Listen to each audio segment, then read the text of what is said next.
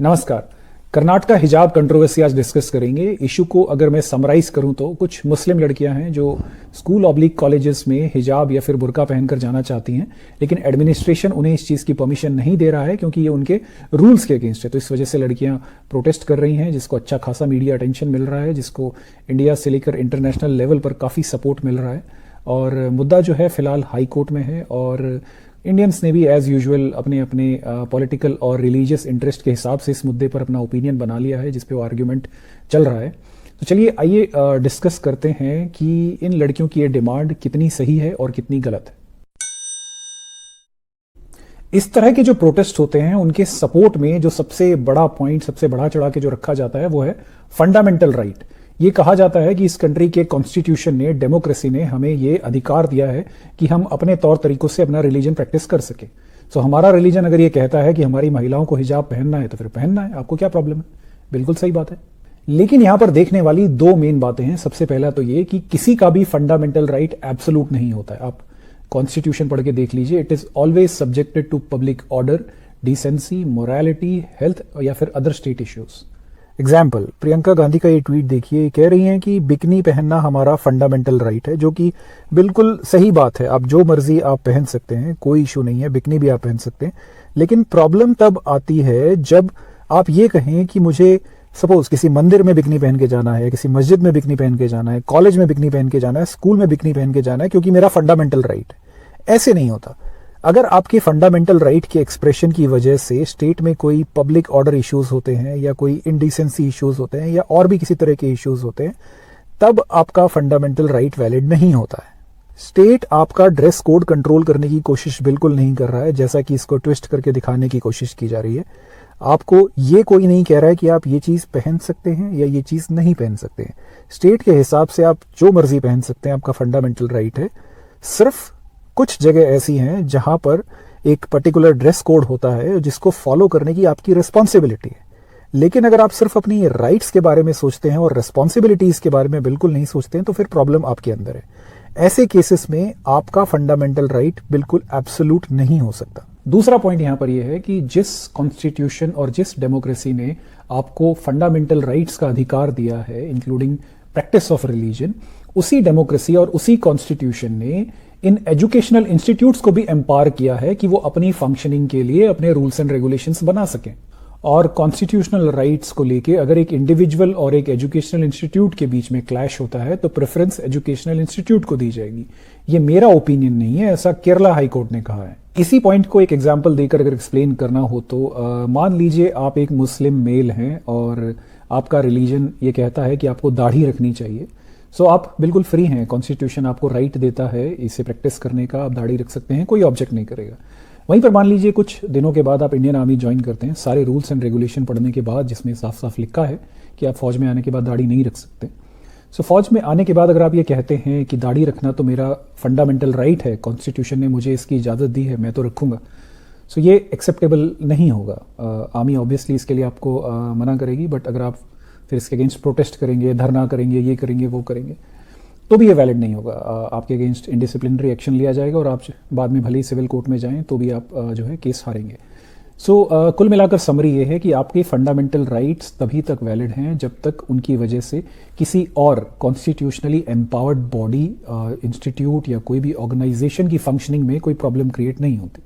खैर, फिर भी अगर आपको लगता है कि आपके फंडामेंटल राइट्स सुप्रीम हैं और सबको इसके आसपास एडजस्ट करना पड़ेगा, चाहे वो एजुकेशनल इंस्टीट्यूट ही क्यों ना हो, सो इसके लिए करेक्ट तरीका है कि आप इस मैटर को कोर्ट में लेके जाएं, वहां पे जाके आर्ग्यू करें। अगर आप वाकई कॉन्स्टिट्यूशन में बिलीव करते हैं तो कोर्ट का जजमेंट को फॉलो करें, ना कि आप कॉलेज के बाहर बैठ के कॉलेज के अगेंस्ट प्रोटेस्ट कर रहे हैं, उनको फोर्स करने की कोशिश कर रहे हैं। That is not the correct way. देखिए, अगर आप थोड़ा रैशनली सोचेंगे तो ये एक जेंडर या फिर रिलीजियस इशू तो बिल्कुल नहीं है। कॉलेज एडमिनिस्ट्रेशन ने मुस्लिम लड़कियों को अलाउ नहीं किया क्योंकि वो बुर्का पहन के आई थी। ये चीज़ तो आपको हर कोई बताएगा, मीडिया ज़ोर शोर से बताता है, हर जगह ये सर्कुलेट होती है। लेकिन साथ ही साथ ये चीज़ उतने ज़ोरों शोरों से सर्कुलेट नहीं होती कि कॉलेज एडमिनिस्ट्रेशन ने हिंदू लड़कों को भी अलाउ नहीं किया क्योंकि वो गले में सेफरन स्टोल्स पहन के आए थे। यानी कि ये जेंडर इशू तो है नहीं, लड़कियों को भी अलाउ नहीं किया, लड़कों को भी अलाउ नहीं किया। और ये रिलीजियस इशू भी नहीं है क्योंकि मुस्लिम लड़कियों को अलाउ नहीं किया तो वहाँ पे हिंदू लड़के लड़कियों को भी अलाउ नहीं किया। हाँ, पॉलिटिकल इशू ये जरूर लगता है। क्यों? पिछले ही महीने केरला गवर्नमेंट ने स्टूडेंट्स की जो पुलिस कैडेट यूनिफॉर्म होती है उसके ऊपर हिजाब को बैन किया। क्या आपको पता लगा? टीवी पे आया, कोई आउटरीच हुआ? कुछ नहीं। 2018 में प्राइवेट स्कूल्स में हिजाब पहनकर जाने की परमिशन मांगने वाली एक प्ली को केरला हाई कोर्ट ने रिजेक्ट किया। क्या आपको पता चला? कोई आउटरीच हुआ उसके अगेंस्ट? केरला में ही एक मुस्लिम एजुकेशन सोसाइटी नाम की बॉडी है जिनके अंडर 150 से ज्यादा स्कूल आते हैं और इसी एजुकेशन बॉडी ने अपने स्कूल्स में नकाब बैन किया हुआ है। कोई आउटरीच हुआ? आपको कभी पता चला? तो इन एग्जाम्पल से तो यही पिक्चर बनती है कि जब इस तरह की चीजें केरला जैसे स्टेट में होती हैं तो कोई आउटरीच नहीं होता, कोई बवाल नहीं होता। मतलब ये इशू तब इतना इंपॉर्टेंट नहीं है जब ये एक्टिविटीज एक फ्रेंडली स्टेट में होती है। वहीं पर जब ये चीज कर्नाटका में होती है तो इंटरनेशनल लेवल तक का आउटरीच हो जाता है। ऐसी पिक्चर बनाई जाती है एज इफ इंडिया में अब तक सारे स्कूल्स में हिजाब और नकाब सब कुछ हर जगह अलाउड था और ये पहली बार ऐसा हुआ है कि किसी स्टेट गवर्नमेंट ने किसी कॉलेज में हिजाब या नकाब बैन किया हो। मीडिया में कुछ इमेजेस और वीडियो सर्कुलेट हो रहे हैं। ये वही लड़कियां हैं जो बुर्का हिजाब की डिमांड को लेकर प्रोटेस्ट कर रही हैं। काफ़ी सालों से इस कॉलेज में पढ़ती हैं और पिछले साल तक भी इनमें से कोई बुर्का या हिजाब नहीं पहनता था। ऑल्दो इनके रिलीजियस टेक्स्ट में पहले भी लिखा हुआ था कि पहनना है, बट ये लोग नहीं पहनते थे। तो इस साल ऐसा क्या हो गया कि बुर्का और हिजाब इनके लिए इतना ज़्यादा ज़रूरी हो गया कि इतने लार्ज स्केल तक प्रोटेस्ट करने पड़ रहे हैं उसके लिए? तो इसके दो पॉसिबिलिटीज़ हो सकते हैं। या तो इनको वाकई इस साल जाकर जागृति आई है कि हमें अपना रिलीजन फॉलो करना है, अब से पहले नहीं थी। दूसरी पॉसिबिलिटी ये हो सकती है कि इनको कोई पॉलिटिकली मोटिवेटेड लोग ऐसा करने के लिए पुश कर रहे हैं। कुछ और इमेजेस हैं वही प्रोटेस्ट करने वाली लड़कियां। जब ये बाहर घूमने फिरने, खाने पीने, दोस्तों से मिलने जाती हैं तो कोई पर्दा, निकाब, हिजाब नहीं है, लेकिन कॉलेज में आना है तो बुर्का, हिजाब बहुत ज़रूरी है। इतना ज़्यादा ज़रूरी है कि उसके लिए अपनी पढ़ाई छोड़ने को तैयार हैं, प्रोटेस्ट करने को तैयार हैं, कोर्ट जाने को तैयार है। अब ये लॉजिक मुझे समझ में नहीं आता कि अगर आपका रिलीजन आपसे ये कहता है कि जब आप बाहर निकल रही हैं तो आपको पर्दा करना है, हिजाब नकाब पहनना है, सो ये सिर्फ कॉलेज पे आने के लिए ही क्यों लागू है? बाकी जगह जब आप जा रहे हो तो तब भी तो आपको पहनना है ना, अगर ये रिलीजियस पॉइंट ऑफ व्यू से आप कर रहे हैं तो। अब इसके जवाब में एक सिली बच्चों वाला आर्ग्यूमेंट दिया जाता है, चॉइस। भाई मेरी चॉइस है, मैं यहाँ पहनूंगी, मैं वहाँ नहीं पहनूंगी, मेरी चॉइस है। तो यार ऐसे तो फिर कॉलेज अथॉरिटीज़ की भी चॉइस है, कॉलेज एडमिनिस्ट्रेशन की भी चॉइस है कि वो कॉलेज में कौन सा ड्रेस कोड अलाउ करेंगे और कौन सा ड्रेस कोड अलाउ नहीं करेंगे। सिर्फ आप ही के चॉइस को क्यों ऑनर किया जाएगा, उनके चॉइस को क्यों नहीं ऑनर किया जाएगा? सिर्फ इतना ही नहीं, इन प्रोटेस्टिंग स्टूडेंट्स को सपोर्ट मिल रहा है कैंपस फ्रंट ऑफ इंडिया का, जो कि पीएफआई की एक स्टूडेंट बॉडी है। पीएफआई जिस पर टेरर चार्जेस लगते रहते हैं, पीएफआई जिस पर राइट के चार्जेस लगते रहते हैं, मर्डर, कन्वर्जेंस, दुनिया भर की चीज।